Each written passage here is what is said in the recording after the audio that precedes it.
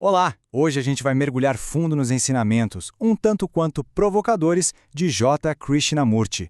A ideia é explorar a abordagem radical que ele propõe sobre a arte de ver, algo que pode, virar de cabeça para baixo o nosso jeito de entender a meditação.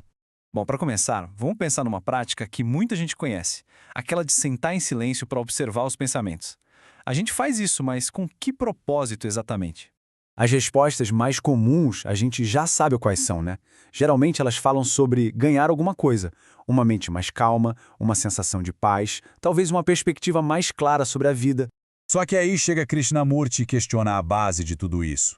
Ele nos convida a olhar não para a prática em si, mas para o motivo que está por trás dela. Por que estamos fazendo isso? E isso nos leva direto ao primeiro grande desafio que ele nos apresenta. A ideia de que a prática espiritual pode acabar virando, veja só, uma espécie de transação, quase um negócio psicológico. Krishnamurti faz uma comparação que é, no mínimo, desconfortável. Ele sugere que quando se medita para obter alguma coisa, a lógica é a mesma de alguém nos negócios que busca lucro. É uma troca. Ou seja, investimos nosso tempo, nosso esforço, às vezes até dinheiro, e ficamos esperando um retorno psicológico. É como se a espiritualidade virasse uma transação, com promessa de recompensa. Certo. Mas e o que acontece quando a gente tenta forçar a mente a chegar nesse estado de paz? Bom, aí a gente dá de cara com o conflito, aquela conversa interna que parece não acabar nunca. Todo mundo conhece essa sensação, né? A mente pulando de um pensamento para o outro, um fluxo constante de ruído, um barulho que a gente quer desesperadamente desligar. E o impulso imediato é tentar controlar. Só que isso cria uma briga interna, uma parte da mente tentando dominar a outra. E o resultado? A própria luta para ficar em silêncio se torna um novo barulho. É uma grande ironia.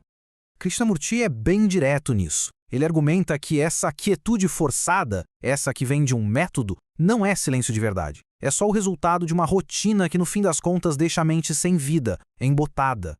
Isso nos leva ao que talvez seja a percepção mais profunda e, com certeza, a mais desafiadora de Krishnamurti. É uma ideia que vai direto na raiz de todo esse conflito interno. Ele nos desafia a olhar para os nossos sentimentos de um jeito radical. Pense na raiva, por exemplo. Quando alguém sente raiva, existe um eu que está observando a raiva como se ela fosse uma coisa separada? A gente costuma pensar assim: existe um eu separado, o observador, que olha para os pensamentos e sentimentos. Mas Krishnamurti diz que isso, na verdade, é uma ilusão criada pela própria mente. Então, o ponto crucial é este.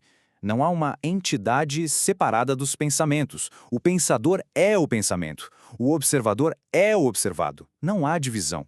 E se o observador e o observado são a mesma coisa, então não tem ninguém ali para controlar nada. E a meditação, o que ela vira então? Para Krishnamurti, ela se torna a liberdade de tudo aquilo que a gente acha que sabe. Ou seja, não é sobre seguir um sistema um passo a passo. É, na verdade, sobre ver o conhecido, as nossas memórias, as imagens que criamos, os nossos condicionamentos, mas ver tudo isso sem nenhum julgamento. E aqui está a diferença fundamental. De um lado, uma mente que foi forçada, suprimida até ficar quieta. Do outro, uma mente que se torna silenciosa naturalmente, que nasce de uma consciência pura, sem esforço nenhum. O silêncio verdadeiro, então, não é algo que se alcança, não é uma meta. É simplesmente o que resta quando o conflito interno para de acontecer. Isso nos deixa com um último pensamento, que é bem provocador. Se a liberdade não está na busca, mas simplesmente em ver as coisas como elas são, será que toda essa nossa busca pela iluminação não é exatamente aquilo que nos impede de chegar lá? Fica a reflexão.